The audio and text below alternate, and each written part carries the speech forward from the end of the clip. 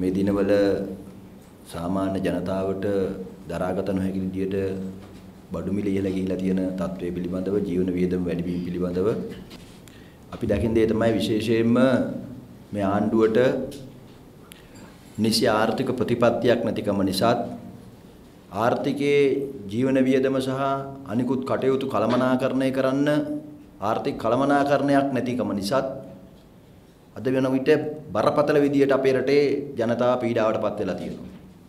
ඒ ආර්ථික ප්‍රතිපත්තියක් නැතිකම මේ ප්‍රතිවිපාකය ගෙවන්න සිද්ධ වෙලා තියෙන්නේ අපේ රටේ ජනතාවට. අපි කවුරුත් දන්නවා මෑත කාලේ වෙනකොට ඉතා වේගෙන් ශීඝ්‍රයෙන් ආණ්ඩුවට පාලනය කරගන්න බැරි විදියට රුපියලේ අගේ කඩා වැටෙමින් තියෙනවා. ඒ නිසා ඩොලර් එක මේ වෙනකොට රුපියල් 155ක් ගෙවන්න සිද්ධ වෙනවා.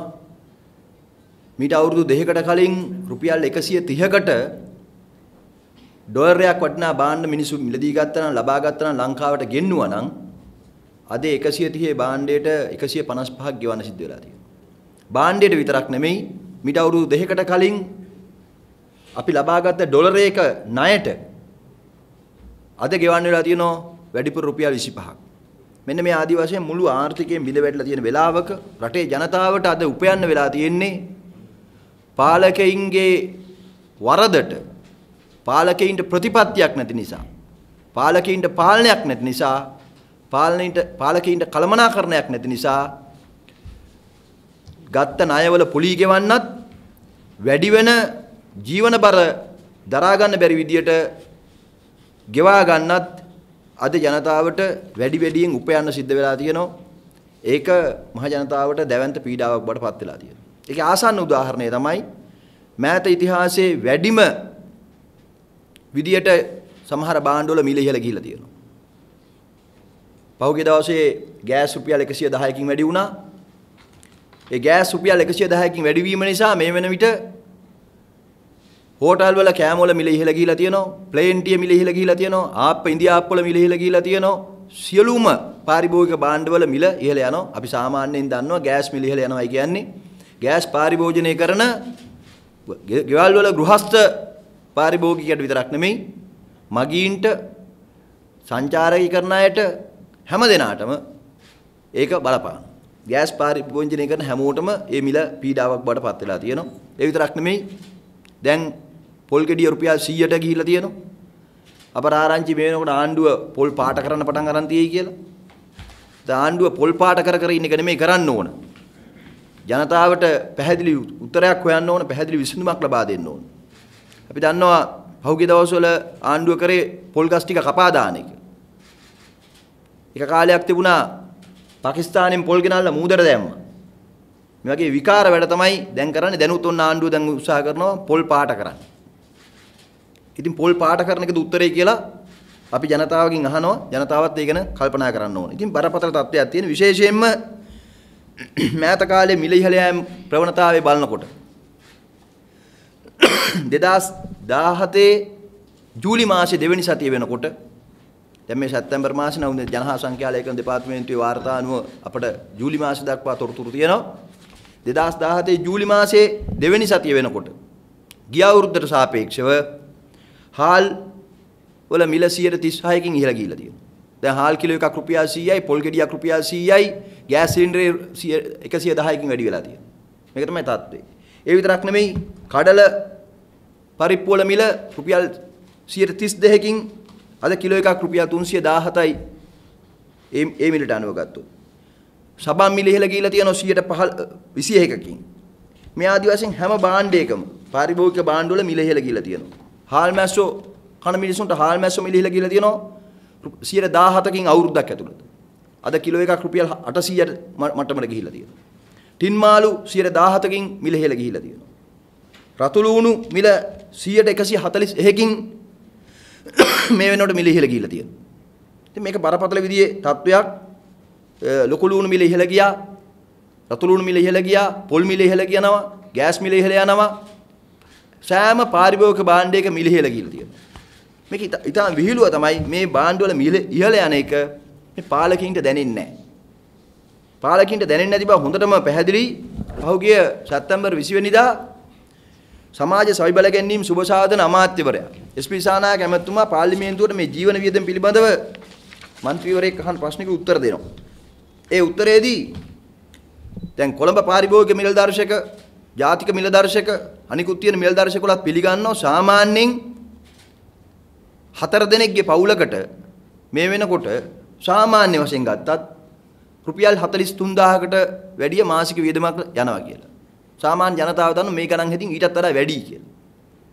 දැන් කොළඹ පාරිභෝගික මිල දර්ශකයේ ගණනය කිරීම අනුව කොළඹ නගරේ සාමාන්‍ය පවුලක 2013 පදනම් වර්ෂයේ හැටියට හිතුවත් කොළඹ සාමාන්‍ය පවුලක මාසේ මිල 4 දිනෙකට රුපියල් 60364ක් වෙනවා.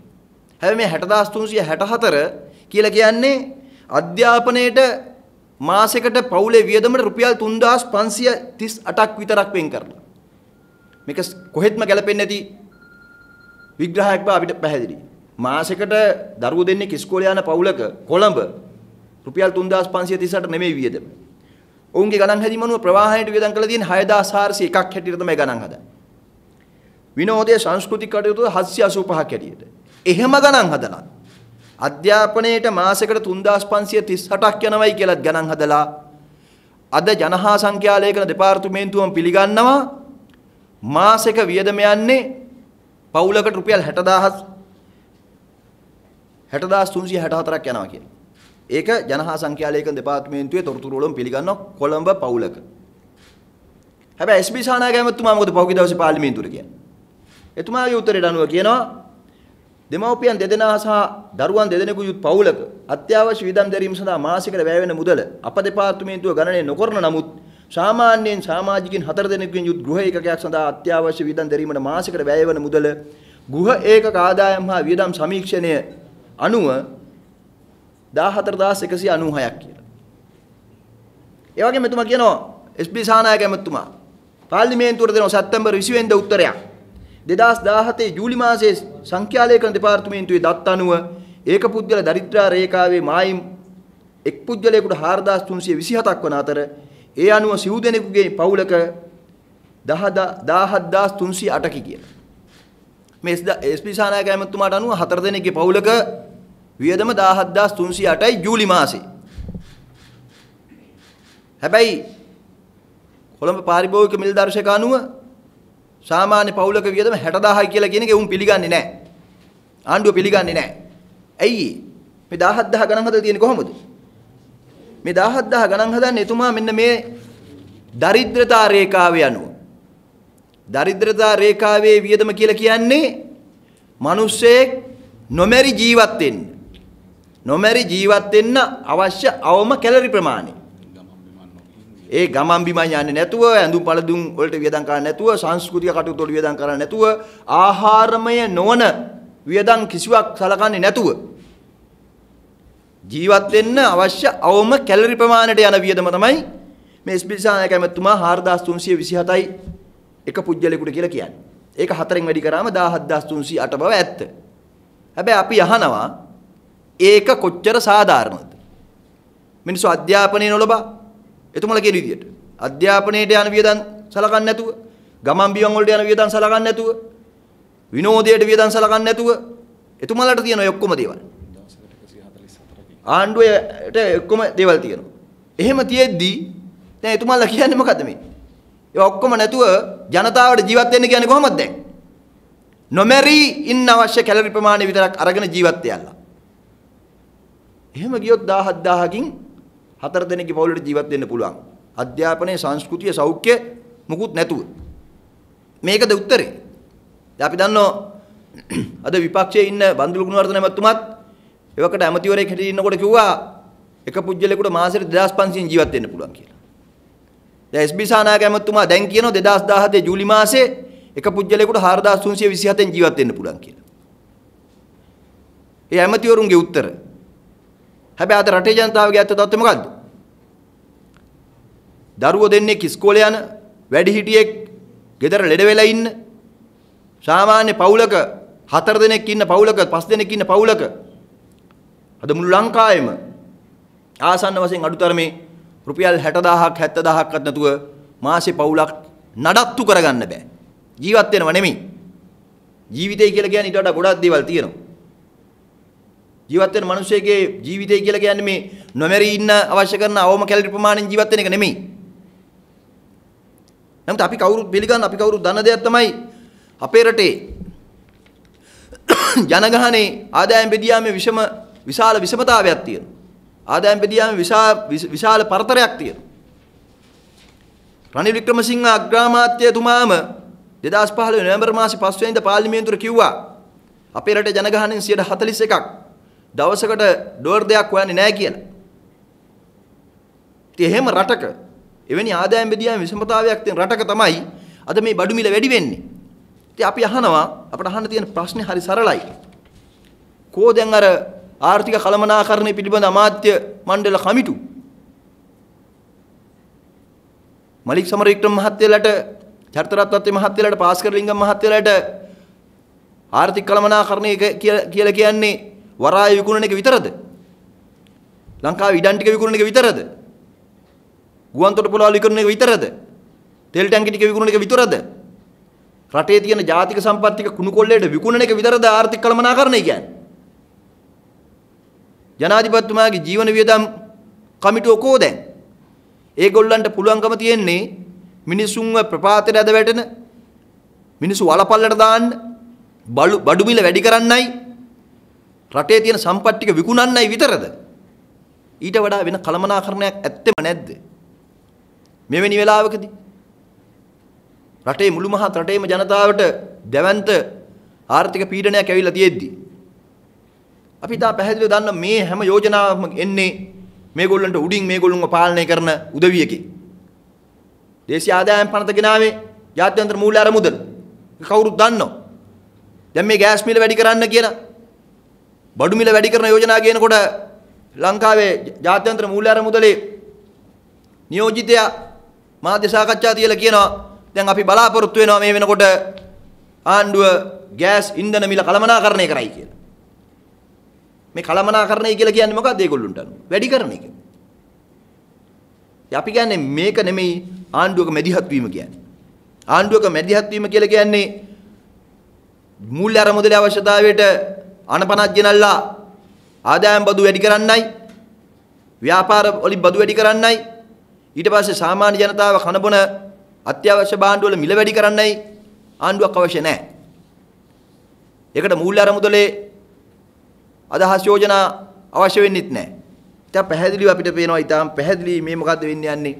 අද රටේ දැවැන්ත ආර්ථික ප්‍රපාතයකට රට ගමන් කරමින් යන අතරේ ආණ්ඩුවට වැඩපිළිවෙලක් නැහැ, සැලැස්මක් නැහැ, දැක්මක් නැහැ, ආර්ථිකයේ කළමනාකරණය කරන්න අවම මැදිහත් වීමක්වත් කරන්න හැකියාවක් නැහැ.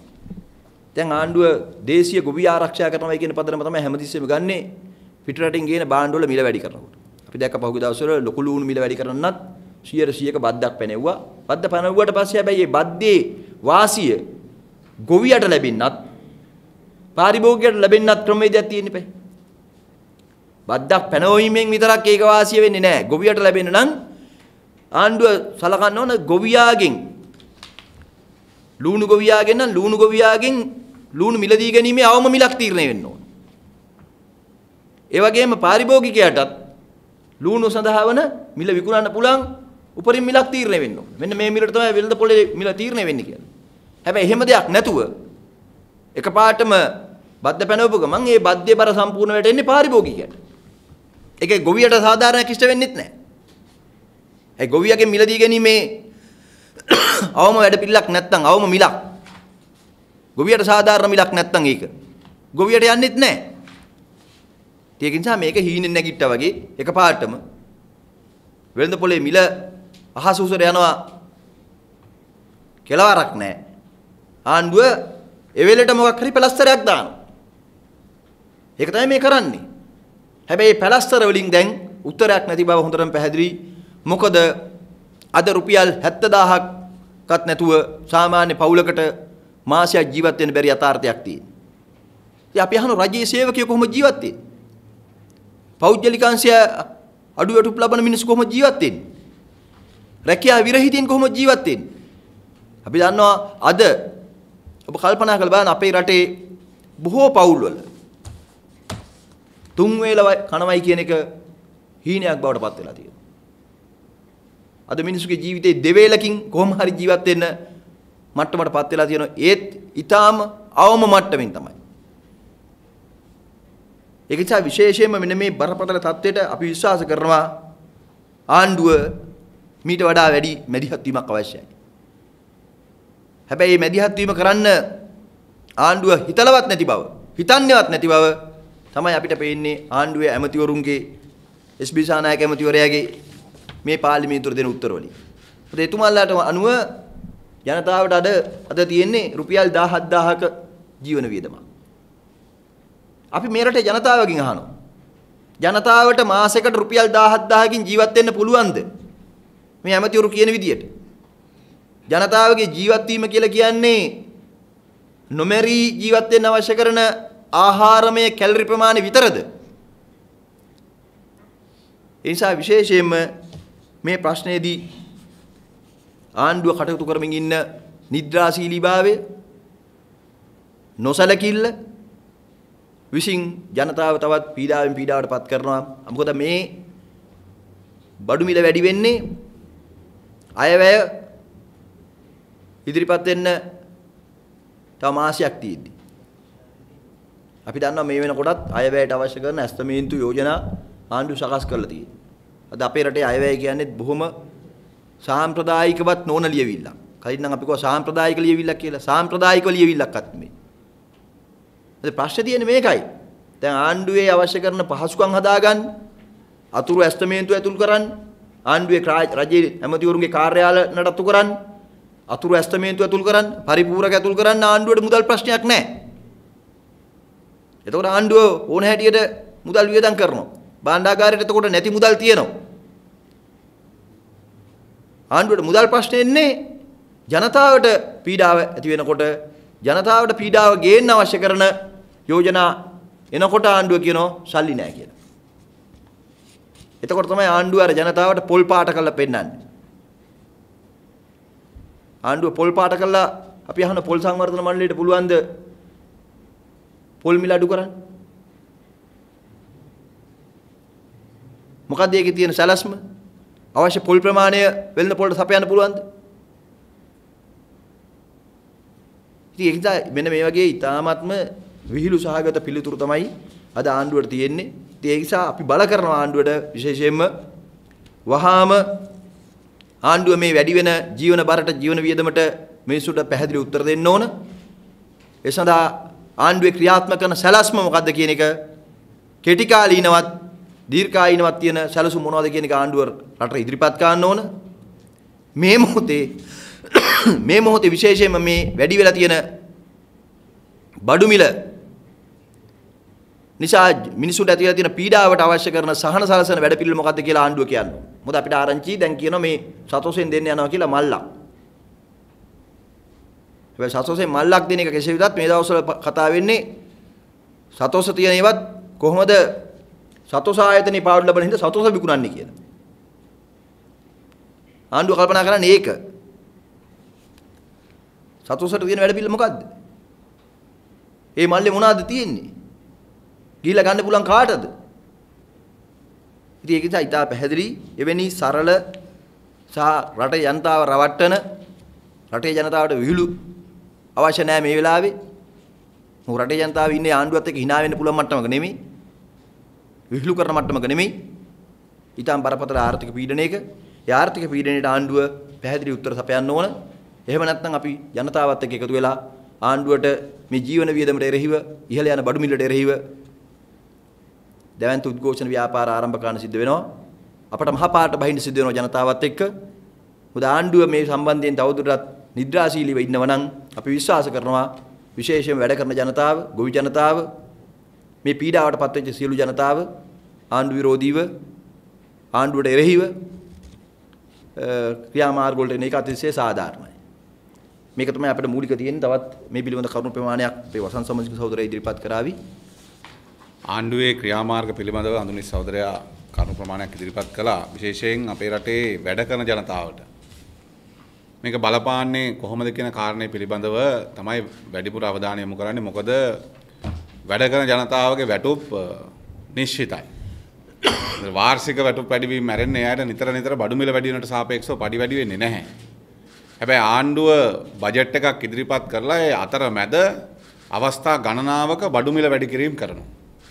ඒ නිසා මේ පිළිබඳව පෞද්ගලිකාංශයේ සේවකයන්ට රාජ්‍යාංශයේ සේවකයන්ට පවා බරපතල ප්‍රශ්නයක් තියෙනවා. මේ ජීවන වියදම කොහොමද කළමනාකරණය කරන්නේ?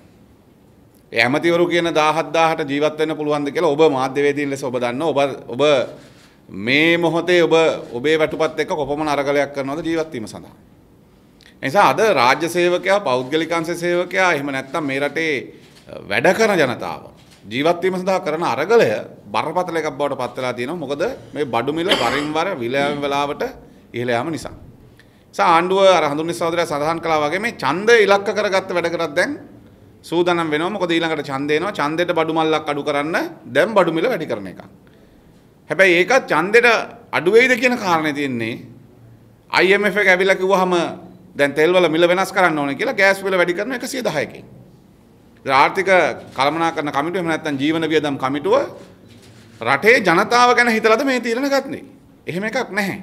ඒ නිසා විශේෂයෙන් මේ ආණ්ඩුව පටන් ගන්න මොහොතේ සිට ඔබට මතක ඇති අපි ජීවන වියදම පිළිබඳව සාකච්ඡාවක් හිටියා දිගටම. මේ රටේ පෞද්ගලිකාංශ සේවකයෝ රාජ්‍යාංශ සේවකයෝ ජීවනාංක දීමනාව හිමිකම් ලැබුවා හිටියා. විශේෂයෙන් රාජ්‍ය සේවකයන්ට ජීවන අංක දීමනාව ලැබුණා.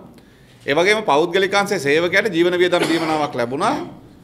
පාරිභෝගික මිල දර්ශක නැත්නම් COL cost of living index එක අනුව ගණනය කරපු ජීවනාංක දීමනාවක් ලැබුණා.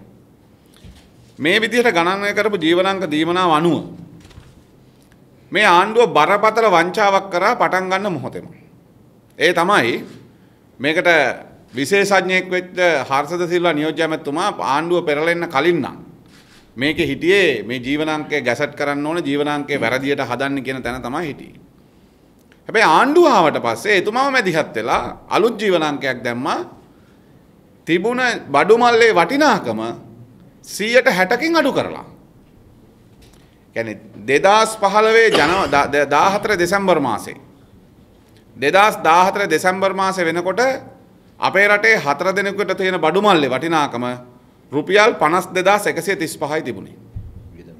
සාමාන්‍ය 4 දෙනෙකුට මාසයක් ජීවත් වෙන්න කරන වියදම.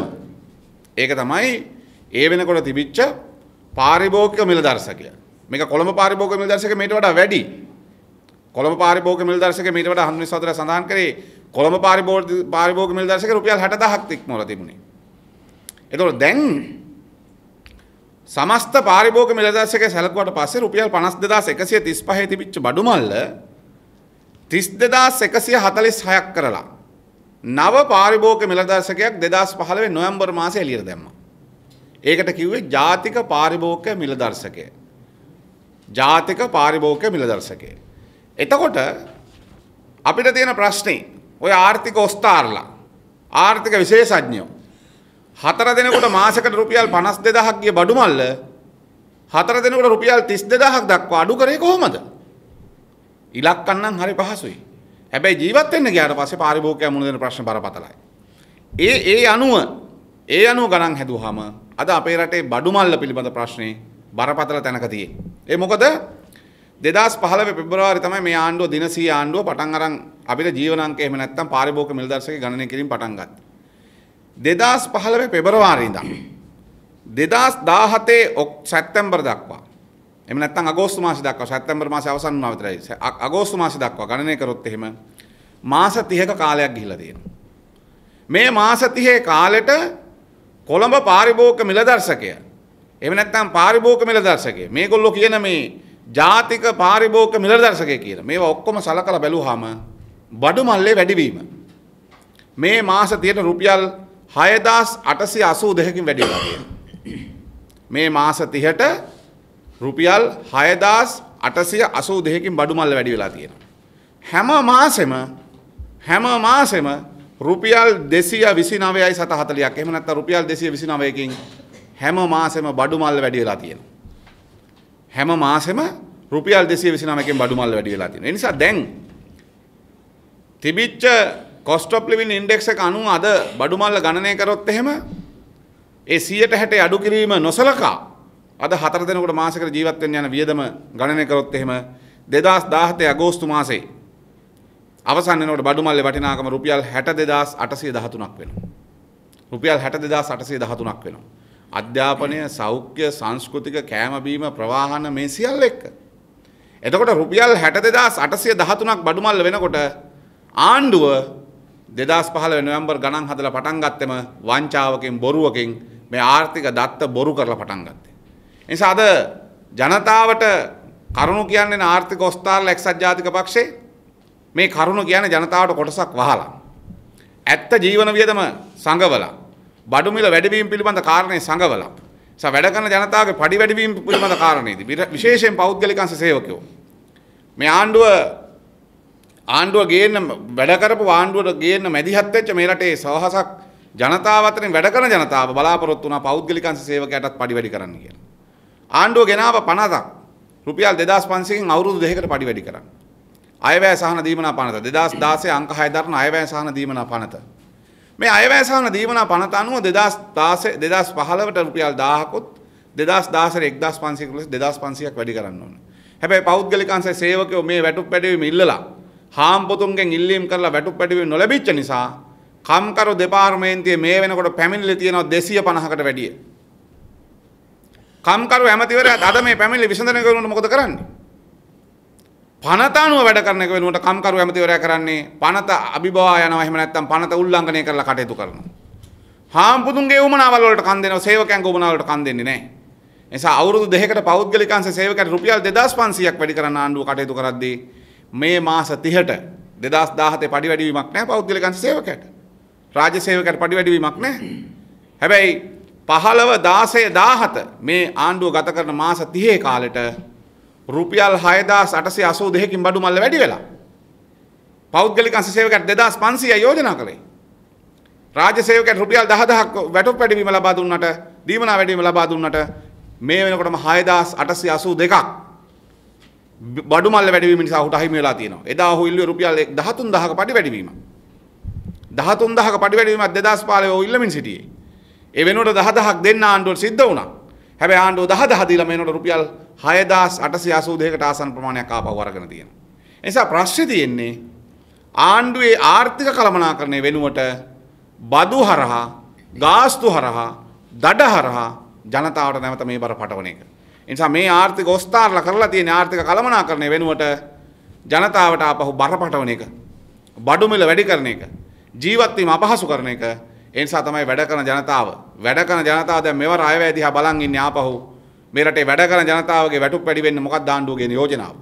එහෙම නැත්නම් අසාධාරණ විදිහට ඉහළ ගිය බඩු මිල කොහොමද අඩු කරන්නේ? ලෝක වෙළඳපොලේ ගෑස් මිල වැඩි වෙන්නේ නැති වෙද්දි ගෑස් 110කින් වැඩි කරන්න තීරණ ගන්න.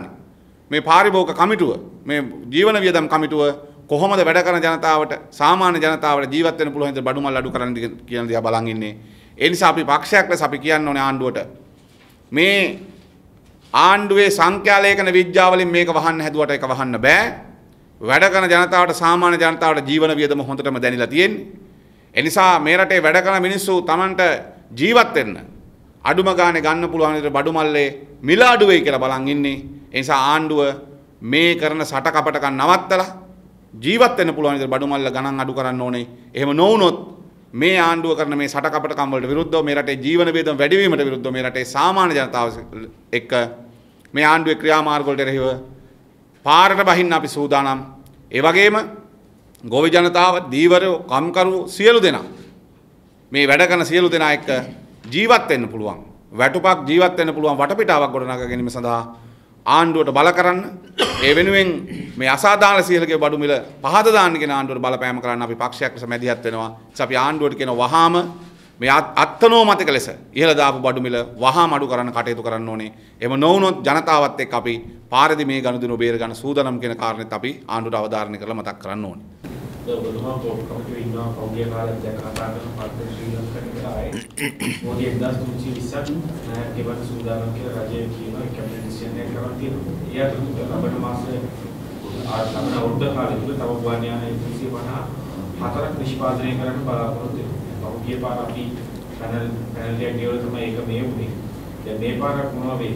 ඔබතුමා මොනවද උදේශනය කළේ කියන්නේ? දැන් ඇත්තටම පහුගිය සැප්තැම්බර් මාසයේ 20 වෙනිදා කෝප් කමිටුව හමුවට ශ්‍රී ලංකන් ගුවන් සමාගම ගෙන ආපු වෙලාවේදී අපි කාටත් පැහැදිලි වුණ කාරණාවක් තමයි දැනට ඔය කියන ගුවන් යානා හතරක් අපි ලබා නොගෙන අපි අහින්වත් දකින්න නැතුව ලංකාවේ මිනිස්සු ගෙවලා තියනවා මිලියන 16000කට වැඩි මුදලක් ආසන්න වශයෙන් බිලියන 16ක් වන්දි හැටියට අපි ගෙවලා තියෙනවා ඩොලර් වලින් ගත්තොත් ඩොලර් මිලියන 115ක් අපි ගෙවලා තියෙනවා වන්දියක් හැබැයි මේ මුදල ඒ වැරදි තීරණේ නොගෙන ඉතුරු කරගත්තා නම් පොල් මිල අඩු ගන්නත් පුළුවන් ගෑස් මිල අඩු ගන්නත් පුළුවන් බඩු මිල අඩු ගන්නත් පුළුවන් එතකොට අපි ගෙවලා තියෙනවා දැන් සැප්තැම්බර් මාසේ දැන් තව ගුවන් යානා හතරක් අපේ රට වෙනුවෙන් ඒගොල්ලෝ එයා කැප් කියන සමාගම නිෂ්පාදනය කරන්න යනවා අපිට 2020 දී ගන්න අපි ශ්‍රී ලංකන් ගුවන් සමාගමෙන් ඇහුවා ඕගොල්ලෝ මේ ගුවන් යානා ගන්න බලාපොරොත්තුවක් තියනවද කොහෙත්ම නැහැ කියනවා දැන් ගන්න බලාපොරොත්තුවක් නැත්නම් දැන් කරන්න ඕන මොකද්ද නිෂ්පාදනය නතර කරන එක මුලින්ම රජයන් අතර සාකච්ඡා කළා හරි අපි කියන්න ඕන දැන් අපේ රට බඩුවක් ඕන දෙයක් කඩේකට ගිහලා අපි කවුරු හරි කෙනෙකුට හදන්න දෙනවා බාණ්ඩයක් අපි වෙනුවෙන් ඇඳක් පුටුවක් කියන්නකෝ අපි පස්සේ තීරණය කරනවා නෑ අපිට මේක එපා කියලා අපි ගිහිලා බඩු බාසුන් හැටි කියනනේ මුලින්ම ඔක හදන එක නවත්තන්න කියලා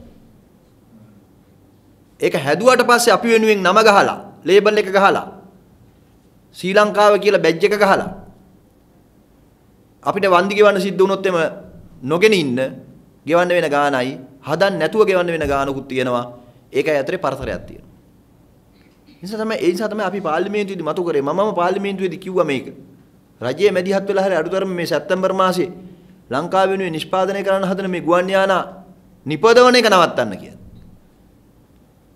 ඒකට අර කිරියල්ල එමතුමාට කොයි වෙලාවෙත් අබ්බකෑ කෙනාගේ නහය දන්න වගේ මේ තියෙන්නේ මතක් වෙන්නෙම කෝප් කමිටුවට මේවා කතා කරන්න බෑ කියන එක විතරනේ මොකද හුඟක් ඔය ඇමතිවරු අපිට දේවල් කතා කරන්න බෑ කියලා කියන්නේ නැහැ හැබැයි කිහිප දෙනෙක් කෝප් කමිටුවට අයිතියක් නැහැ මේවා කතා කරන්න බෑ කියලා කියනවා ඒ කියන අයගේ පස්සේ වල බලනකොට ඒගොල්ලන්ට ඇමති කනුත් නැති වෙනවා රවි කරුණානායක ඇමතුමාත් එහෙම කී හිටපු කෙනෙක් දැන් මේ දවස්වල කිරියල්ල ඇමතුමාත් එහෙම කියනවා එහෙම කියන අය ඉන්නෝ ඉඳලා ඉట్లా. ඒතර එයා එහෙම කියන්නේ ඇයි කියලා අපි කියන ඔබ හැමදෙනා තේරුම් ගන්න කියලා.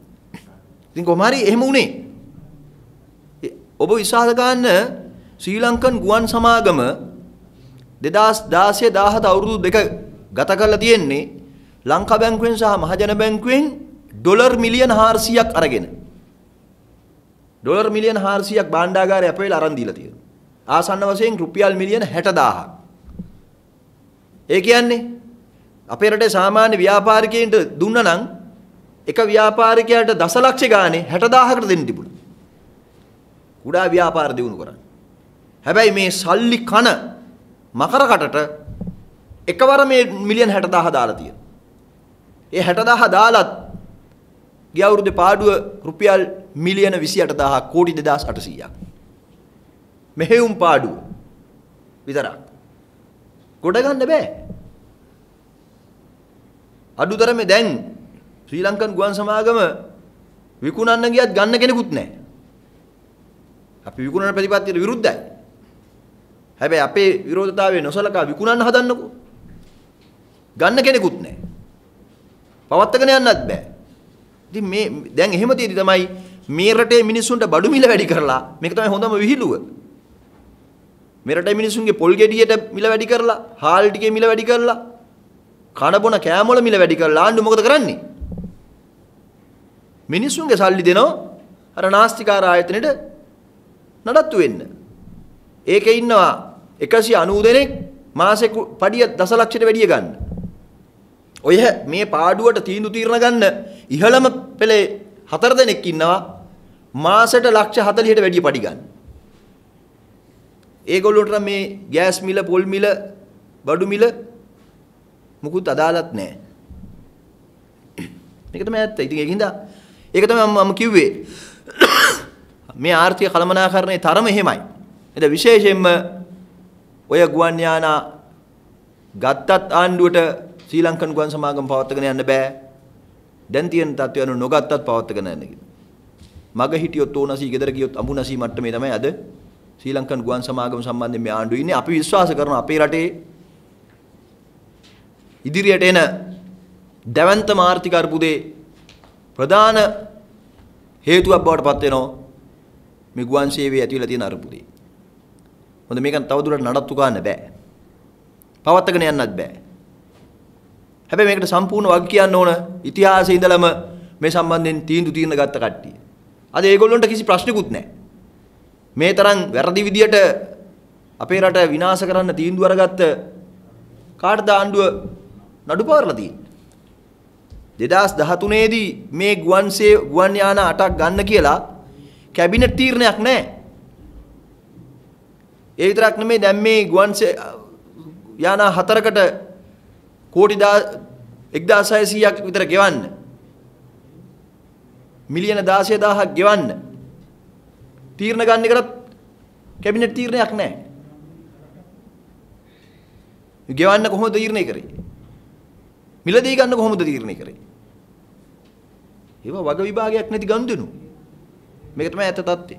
ඒ නිසා මේ රට මම ඒක හැමදාම අපි කියන්නේ මේ රට මේ ආර්ථික අගාධයට වැටලා තියෙන්නේ සාමාන්‍ය මිනිස්සු හින්දා නෙමෙයි. සුදු කරපටි අපරාධකාරයෝ හින්දා.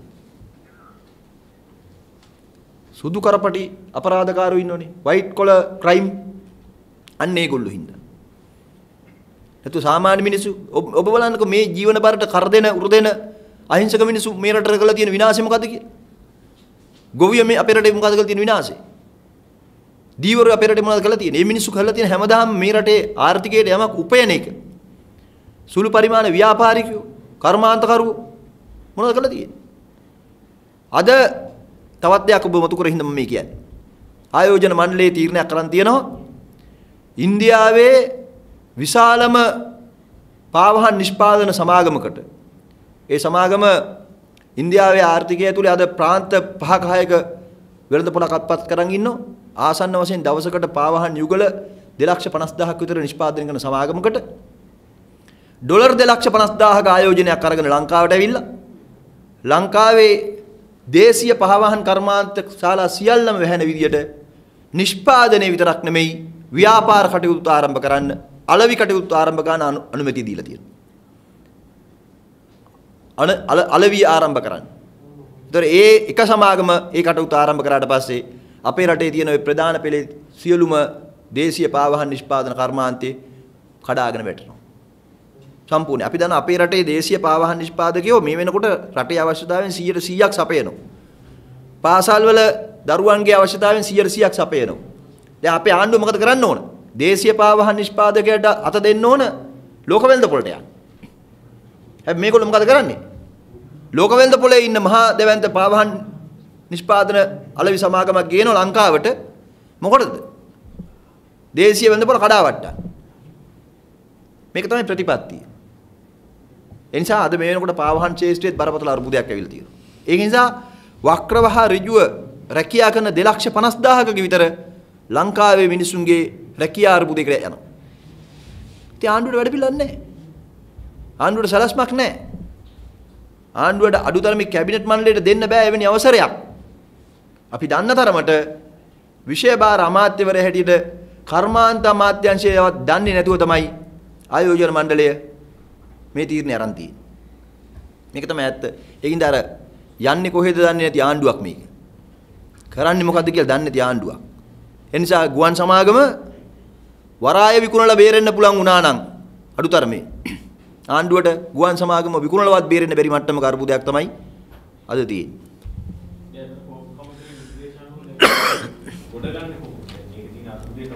ඇත්තටම කෝප් කමිටුවට නිර්දේශ ගන්නවත් බෑ ගොඩ ගන්නේ කොහොමද කියලා. අපි සමහර ආයතන කැඳවලා අපි කියලා තියෙනවා මෙන්න මේ දේ කරොත් ඕගොල්ලන්ට මේ වාරෙන් එළියට එන්න පුළුවන් කියලා. අපිට ගුවන් සමාගම සම්බන්ධයෙන් එහෙමවත් කියන්න විසඳුමක් නැහැ. විසඳුමක් නැහැ. ආණ්ඩුව විසඳුමක් හොයන්න ඕන. ආණ්ඩුව විසඳුමක් හොයන වෙනුවට ආණ්ඩුව කරන්නේ මොකද? ආණ්ඩුවේ සමහර ඇමතිවරු ඒකට යටින් ගිහිල්ලා අර අවලංගු කිරීමේ ගිවිසුම් වලට ගාස්තු කතා කරනවා. ඔක තමයි ඇත්ත. කැබිනට් මණ්ඩලයේ කැබිනට් අනු කමිටුව එකඟ වෙන්නේ කියන ගානටත් වඩා වැඩි ගානකට එකඟ වෙනව ගිහිල්ලා වන්දි ගෙවන්නේ. ඒවා ඉදිරියේදී පිළිතරව වේවි. මේක තමයි ඇත්ත. රටේ ජනතාවගේ සල්ලි ලංකා බැංකුවෙන් මහජන බැංකුවෙන් ණයට අරගෙන වන්දි ගෙවන්නේ එකඟ වෙන්න ඕන ගානටත් වඩා වැඩි ගානට.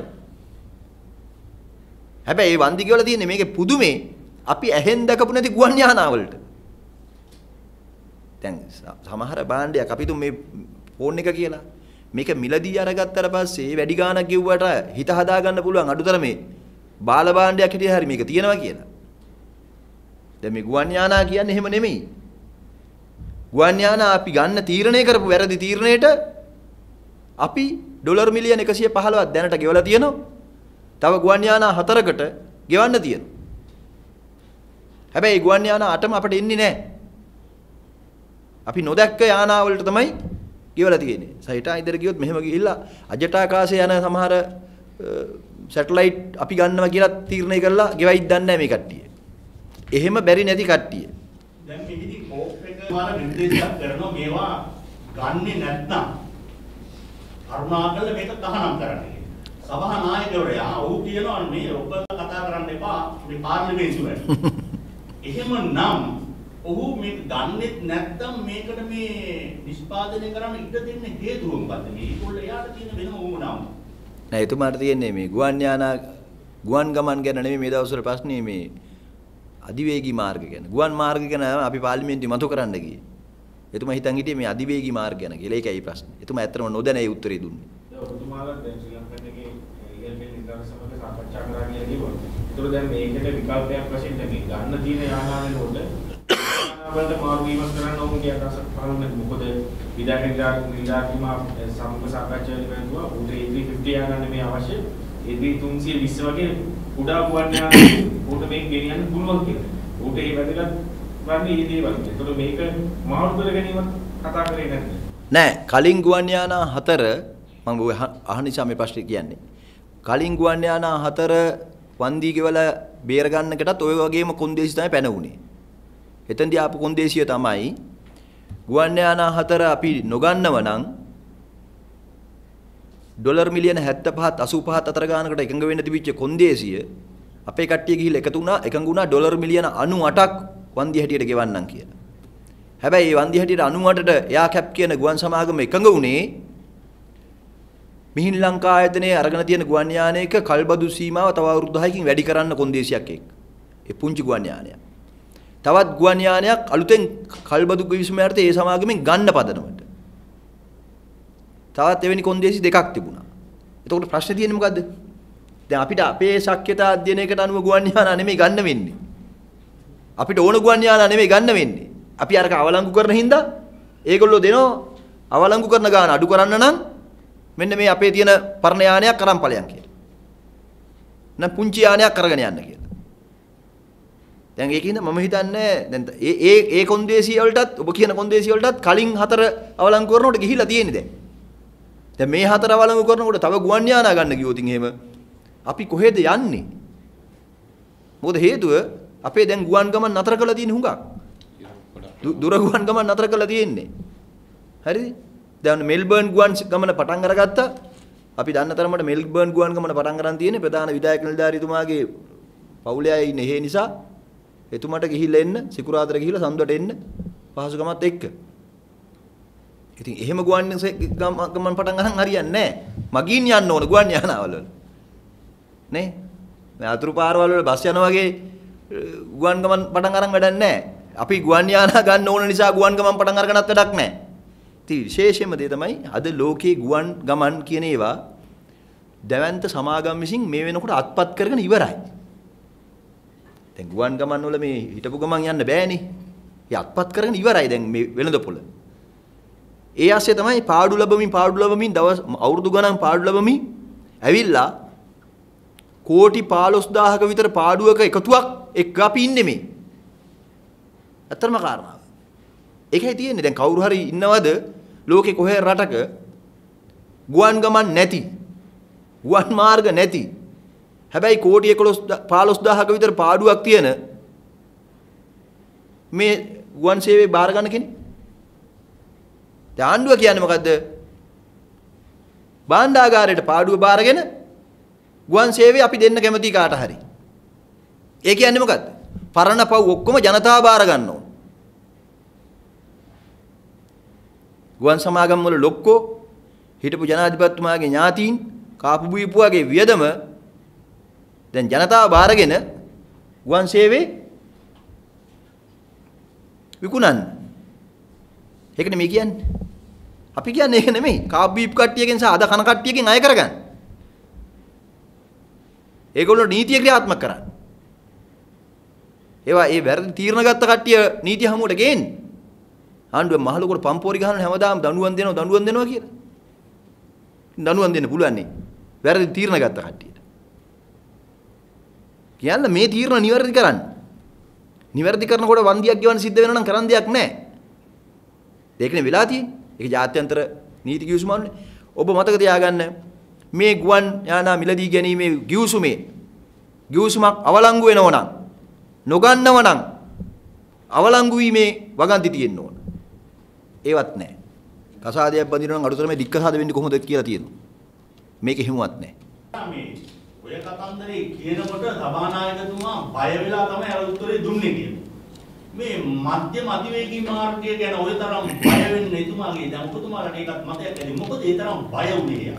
කිරියල් ඇමතුමා කියලා තිබුණා මම දැක්ක මාධ්‍යවල මේ එතුමා හඳුන්නෙත් ඉරෙ මේ උත්තර දෙන්නේ විගණකාධිපතිතුමාට කියලා. ඒක ඇත්තටම හොඳයි මටත්. බොහොම ස්තුතියි. ඉතින් අපිට කියන්න තියෙන්නේ ඒක නිසා දැන් විගණකාධිපතිතුමාගේ විගණන කටයුතු පටන් ගන්න තියෙනවා මධ්‍යම අධිවේගී මාර්ගේ. විගණකාධිපතිතුමාගේ නිලධාරීන්ට උත්තර දුන්නම මට පුළුවන් ඒක හරි විදිහට පාර්ලිමේන්තුවට වාර්තා කරන්න. මට කියන්න තියෙන්නේ එච්චරයි. විගණකාධිපතිතුමාගේ වාර්තා පාර්ලිමේන්තුවට ආවම බලා ගන්න පුළුවන් ඔබට බැඳුම් කර වංචාවද ගුවන් සමාගමේ කටයුතුද අධිවේගී මාර්ගද මේ රටේ වැඩියෙන් හොරකම් සිද්ධ වෙලා තියෙන්නේ කියලා. මැතිවරණ මේකේ නම් මැච් එක නැහැ පිච් එක නැහැ ඔය වගේ කතා යනවා. ඒක උමාට ඔය දෙක තියෙනවද දන්නේ නැහැ. විගණන පනතර මොකද උනේ දැන් තාම හරියට. විගණන පන්ති පිළිබඳ අපි මීට කලින් මාධ්‍ය සාකච්ඡාවක් පවත්වලා කරුණු ඉදිරිපත් කරා දීර්ඝ වශයෙන්. දැනට තවමත් බාලගිරි දෝෂයට ලක් වෙලා තියෙන විගණන පනත. හැමදාම අද නොවේ හිට කියමින් යන්නේ. අපර ආරංචි හැටියට මේ සතියේ කැබිනට් මණ්ඩලයට මේ විගණන පන්ත නැවත එන්න නියමිතයි. ආවේ නැතොත් නැවතත් බාලගිරි දෝෂෙම තමයි. හැබැයි ඒක නිසා අපි පක්ෂයක් හැටියට තීරණය කළා තියෙනවා. ඒක පිළිබඳව පෞද්ගලික മന്ത്രി යෝජනාවක් හැටියට විගණකාධිපතිතුමා විසින් නිරීක්ෂණය කරපු නිර්දේශ හදපු නීතිපතිතුමා විසින් ඒක අනුමත කරපු කෙටුම්පතම පෞද්ගලික മന്ത്രി යෝජනාවක් හැටියට පාර්ලිමේන්තුවට ඉදිරිපත් කරන්න. ඒකට අවශ්‍ය කටයුතු මේ දවස්වල අපි කරගෙන යනවා. අපි හිතනවා කැබිනට් මණ්ඩලයට බැරි නම් කැබිනට් මණ්ඩලයට කොන්දක් නැත්නම් ඒ විගණන පන්ත පාර්ලිමේන්තුවට ගේන්න අපි ලෑස්ති පෞද්ගලික മന്ത്രി යෝජනාවක් හැටියට ඒ විගණන පන්ත පාර්ලිමේන්තුවට ගේන්න. මේක අපිට තියෙන ආරංචි කරනවා කොල්ලුපිටිය ප්‍රදේශයේ මන්දිරයක් ඇතුළේ තමයි මේක දැනට මේ ඇතින්නේ කියලා කියනවා. මේ தත්ත්වය ඔබතුමාලට වාර්තා වෙලා තියෙන්නේ කොහොමද? කොල්ලුපිටියද බම්බලපිටියද කියලා මම නම් දන්නේ නැහැ. නමුත් කොහොම වුණත් එක දෙයක් පැහැදිලි විගණන පනත පාර්ලිමේන්තුවට ගේන එකට දැන් මේකේ ප්‍රශ්නේ තියෙන්නේ මේ නිලධාරීන්ට දඬුවම් දෙනවා එමෙන්න නිලධාරීන්ගෙන් දඩාය කරනවා සර්චාර්ජ් අධිභාර පනවනවා කියන එකක් නේ. එහෙම එකක් නෑ ඇත්තටම. අයික වැරදි කරන අය ආරක්ෂා කරන්නේ නැත්තම් නිලධාරී. හොරු රකින්නේ නැත්තම් හොරු රකින්න නැති කිසි නිලධාරියෙක් අධිභාර වලට බය වෙන්න ඕනත් නෑ. අපි හිතමු අධිභාරයක් පනවන එකට බය වෙන්න ඕන කවුද? හොරුනේ බය වෙන්න ඕන. ඉතින් ජාතික විගණන පනතට බය කවුද? හොරු. ඉතින් කැබිනට් මණ්ඩලය ඇතුලේ මේ විගණන පනත කරක් ගහන්නේ අය මේ තරම් බාලගිරි දෝෂෙට ලක් වෙලා තියෙන්නේ. අපි කියන්නේ ආණ්ඩුවට අපි කහන්නේ කැබිනට් මණ්ඩලය ඕක රත් කර තියන් ඉන්නේ නැතුව ගේන්න ඕ පාර්ලිමේන්තුවට. පාර්ලිමේන්තුව ගැන ඉදිරිපත් කරන සංශෝධනය කරන තියෙන පාර්ලිමේන්තුව ඉදිරිපත් කරන අපි කියන්නම් හොඳ නරක. හොඳ දේ මොකද්ද වැරදි දේ මොකද්ද? එතකොට පාර්ලිමේන්තුවට ගෙනාවොත් අද කැබිනට් මණ්ඩලය ඇතුලේ මේක මස් කරලා මේක හප කරලා මේ විගණන පනතේ සැර බාල කරලා මේකේ කරන්න යන කාර්යභාරය නැති කරන්න හදන කට්ටිය කවුද කියලා මොකද්ද කරන්න හැදුවේ කියලා හොඳටම පේනවා. ඒ නිසා තමයි අපි ආණ්ඩුවට කියන්නේ අභියෝග කරනවා පුළුවන් නම් විගණන පනත සංශෝධනය කිරීමේ කටයුත්ත පාර්ලිමේන්තුවේ කටයුත්තක්. ඒ කැබිනට් මණ්ඩලයේ කටයුත්තක් නෙමෙයි. කැබිනට් මණ්ඩලයේ නෙමෙයි සංශෝධනය කරන්න ඕන විකරණ පනත. ආණ්ඩුව දින 100දී පොරොන්දු වුණා නම් මේ රටට ගේනවා කියලා ජාතික විකරණ පනත දැන් ගේන්න. මම දැක්කා මේ ඒක කැබිනට් මණ්ඩලයේම ඇමති රවුෆ් හකීම් ඇමතුමා 70 වසරක් පිරිමි මිනිසෙන් පාර්ලිමේන්තුවේදී කිව්වා විකරණ පනත ප්‍රමාද වීම කනගාටුදායකයි කියලා. කනගාටු වෙලා ඉඳලා වැඩක් නැහැ කැබිනට් මණ්ඩලේ. හකීම් ඇමතුමාටත් කියන්න පුළුවන් ගේන්න පාර්ලිමේන්තුවට. අවසානයේ හැංගි වෙස් බැන්දට නටන්න වෙන්නේ පාර්ලිමේන්තුවේ. ඔය කැබිනට් මණ්ඩලයේ වෙස් බැන්දට විගණන පනත ගේන්න වෙන්නේ පාර්ලිමේන්තුවට. ඒගොල්ලන්ට පාර්ලිමේන්තුවට ගේන්න නැතුව මේක සම්මත කරන්න බෑ. මොකද සෝරි. ව්‍යවස්ථා සම්පාදනයේට අදාළ කරලා කෙටුම්පතක් නෙමෙයි අත්‍තරම තියෙන්නේ අතුරු වාර්තාවක්. මෙහෙයුම් කමිටුව අතුරු වාර්තාවක්. ඒ අතුරු වාර්තාව පිළිබඳ විවිධ විවාද දැන් රටේ තියෙනවා. විවිධ මත තියෙනවා. ඉතින් ඒ අතුරු වාර්තාවට අදාළ කරලා ඉදිරිපත් වෙච්ච අදහස් සහ සංශෝධන 9ක් අපි ලිඛිතව බාර දීලා තියෙනවා. ඒ අතුරු වාර්තාවේම ඇමුණුමක් හැටියට අපේ අදහස් සහ සංශෝධනක් තියෙනවා. ඒ පිළිබඳ ලබන 30 සහ 31 දින දෙකේදී පාර්ලිමේන්තුවේ සම්පූර්ණ විවාදයක් පැවැත්වෙනවා. ඒ විවාදයේදී අපි අපේ ස්ථාවරයන් තවදුරටත් පැහැදිලි කරනවා. ඉතින් අපි හිතන්නේ මෙමයයි. අපේ පදනම පැහැදිලි. මම හිතන්නේ කාටත් මේ තියෙන ඒකාධිපති විධායක ජනාධිපති ක්‍රමය අහෝසි කරන සියලු ජන කොටස් වල අයිතිවාසිකම් තහවුරු කරන සියලු ජන කොටස් වල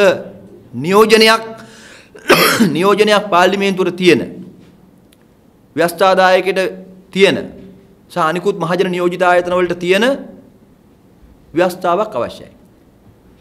මේ ව්‍යවස්ථාව දැන් තියෙන එක අපේ රට උඩු යටි කරපු ව්‍යවස්ථාවක්.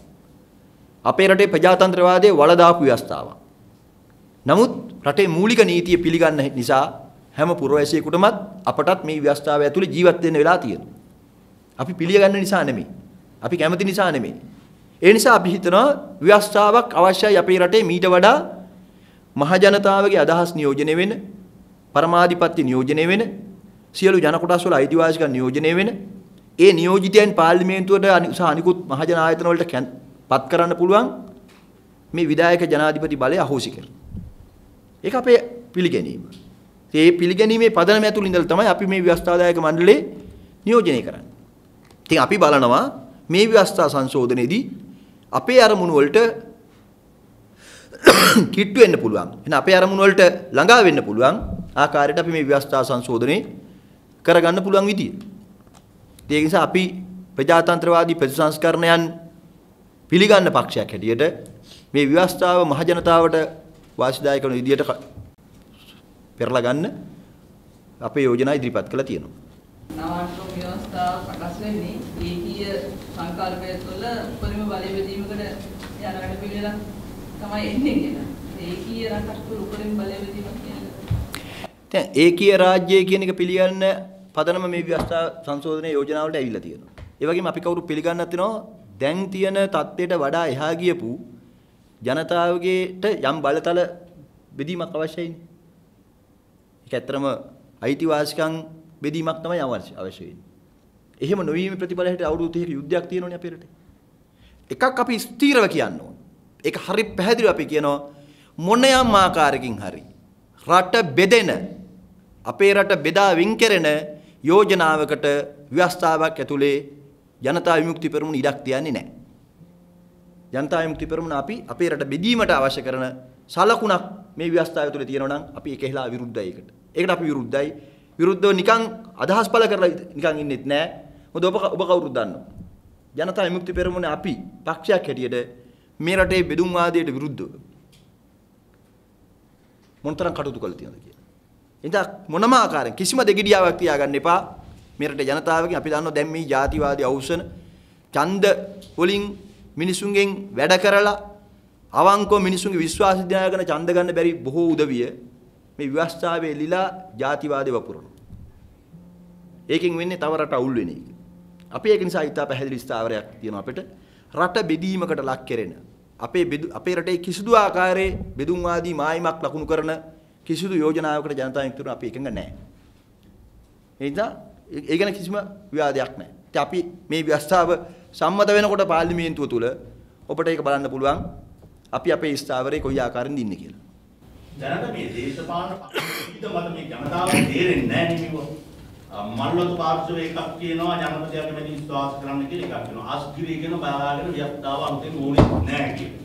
පක්ෂ විවිධ දේවල් කියනවා. ඊට පස්සේ කියනවා ඒකීය කියලා සිංහලෙන් කියනවා ඔරුණාට වචන වර්ධනවත් කරන ඔරුණාට කියලා තව වචනයක් කියනවා. ඉංග්‍රීසියෙන් යුනිටරි නෑ කියනවා. මොකද්ද මේ කතාව තේරෙන්නේ නැහැ. මං හිතන්නේ දැන් තේරෙන්නේ නැති එකම තමයි හොඳ. හේතුව මොකද දන්නවද? විවිධ අදහස් කියන එක තමයි ව්‍යවස්ථාවක් සම්පාදනයකදී වඩා හොඳම. ඒ විවිධ අදහස් මත එකිනෙකට ගැටිලා හොඳ දෙයක් ඉපදෙන්න ඕන. ඒ නිසා විශේෂයෙන්ම මේ අතුරු වාර්තාව කියලා කියන්නේම ව්‍යවස්ථාවක් නෙමෙයිනේ. මේක කෙටුම්පතකුත් නෙමෙයිනේ. ඒක පාර්ලිමේන්තුවේ එකම අදහස් තියෙන පක්ෂ නෙමෙයිනේ තියෙන්නේ. පාර්ලිමේන්තුවේ විවිධ අදහස් තියෙන පක්ෂ තියෙනවා. මේ විවිධ අදහස් තියෙන පක්ෂ තමන්ගේ විවිධ අදහස් මේ ඉදිරිපත් කළා තියෙන්නේ. දැන් මෙතන කරන්නේ මොකද්ද?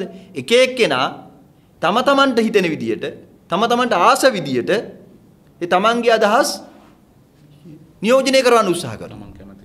තමන්ගේ කැමැත්තට අනුව ව්‍යවස්ථාවක් හදන්න බෑ. ජාතිවාදී අදහස් තියෙන කෙනෙකුට ජාතිවාදී රෝණ කරන ව්‍යවස්ථාවක් හදන්න බෑ. දුව ආගම සම්බන්ධයෙන් ලොකු සංවාදයක් රටේ හදන්න උත්සාහ කරනවානේ.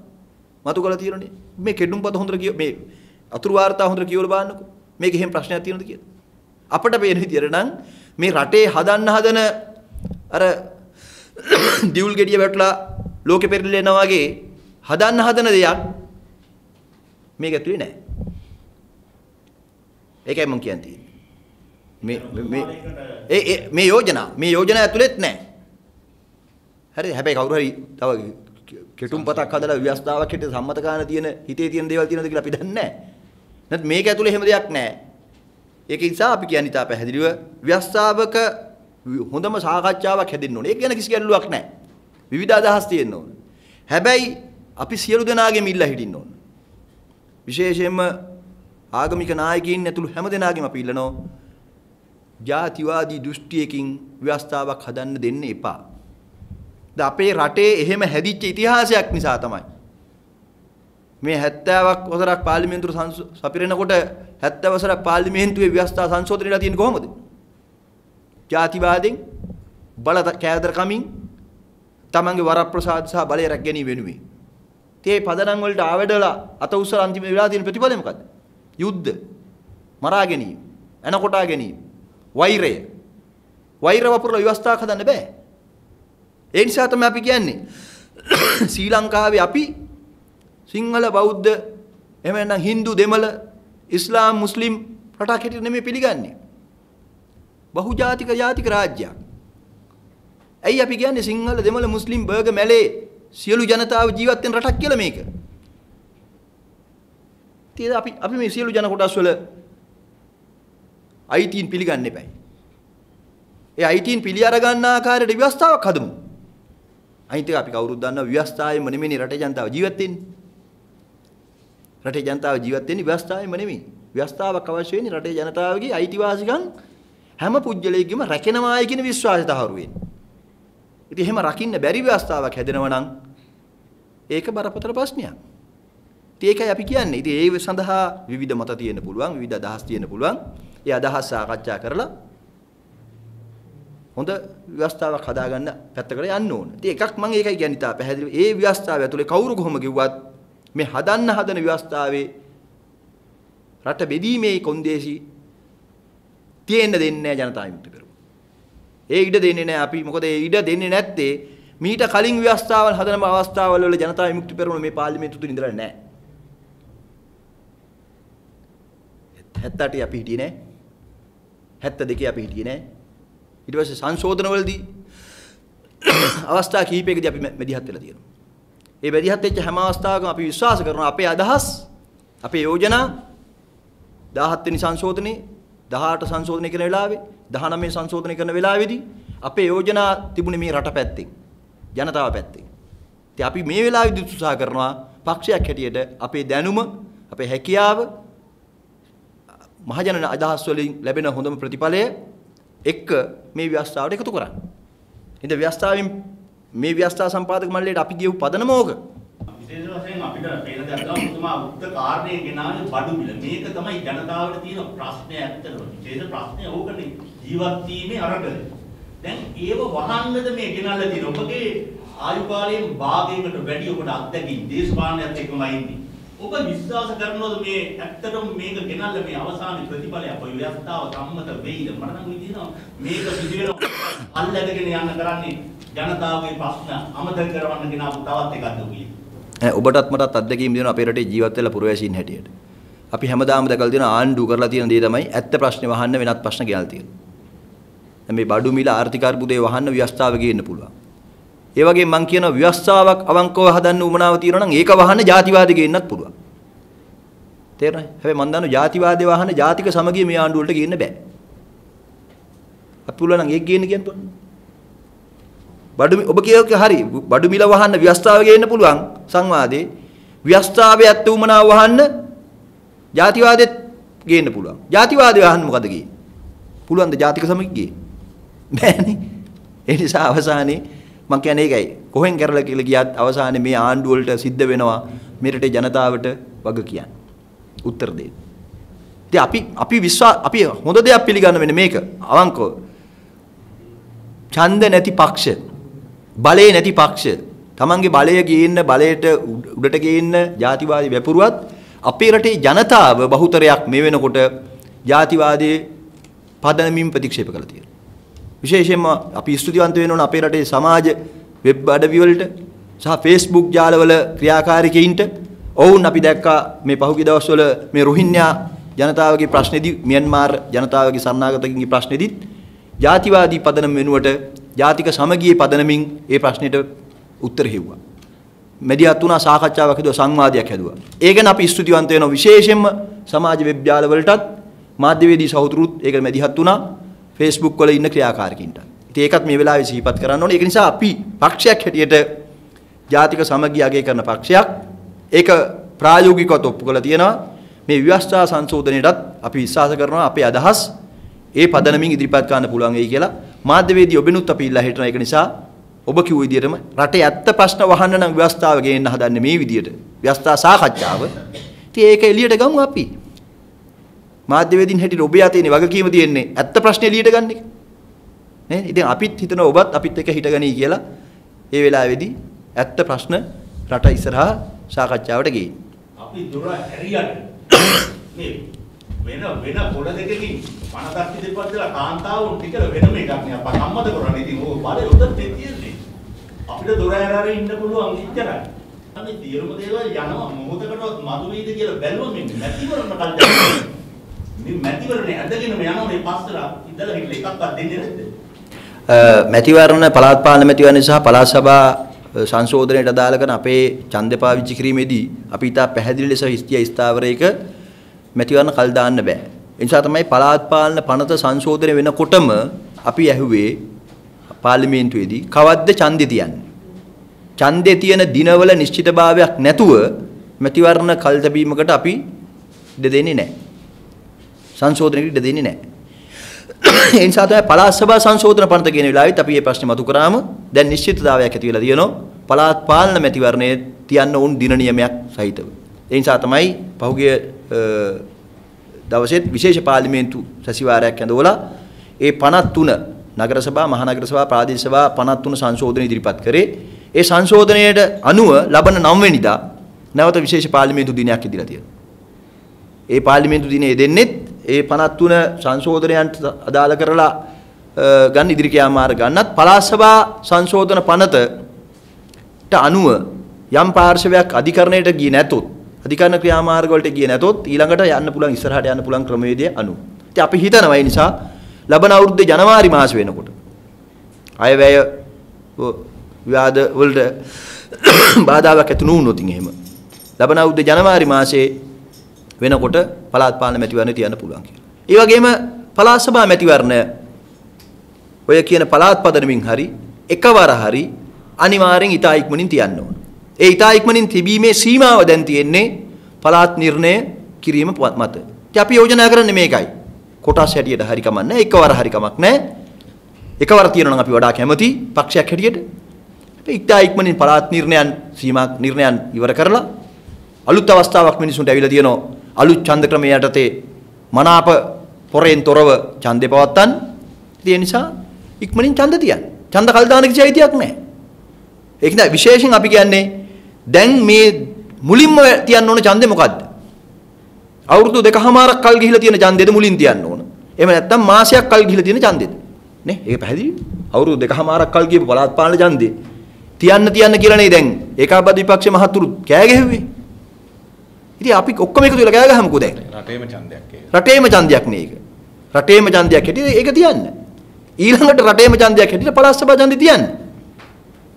ඉතින් ඒක දැන් කරන්න ඕන. ඉතින් ජනතා විමුක්ති පෙරමුණේ අපි ලෑස්ති ඕනලාක ඡන්දවලට ඒ හැම ඡන්දයකටම සූදානම් වෙන මැතිවරණ සංවිධාන මෙහෙයුම් අපිට තියෙනවා. ඉතින් අපි යෝජනා කරන්නේ අවුරුදු 2කමාර ප්‍රමාද වෙච්ච ඡන්දේ කලින් තියන්න මුලින් තියන්න. ඊළඟ ඡන්දේ තිතා ඉක්මනින් තියන්න. ඒකට අවශ්‍ය කරන ඕනෑම බලපෑමක් කරන්න අපි සූදානම්.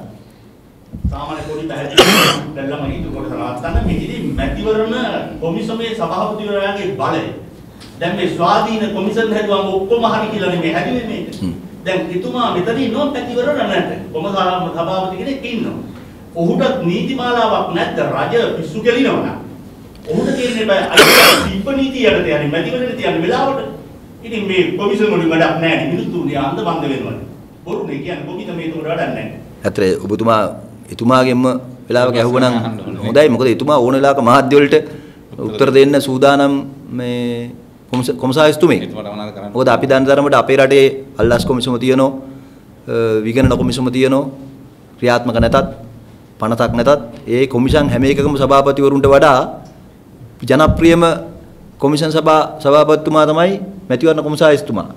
කොමිසමේ සභාපතිතුමා. ඒකින්ද හොඳම දේ තමයි ඔබතුමා මැතිවරණ කොමසාරිස්තුමා කොමිසමේ සභාපතිතුමාගේ මහානවනම් ඔබතුමාගේ බලතල මොකද්ද මේ වගේ වෙලාවක මැදිහත් වෙන්න කියලා.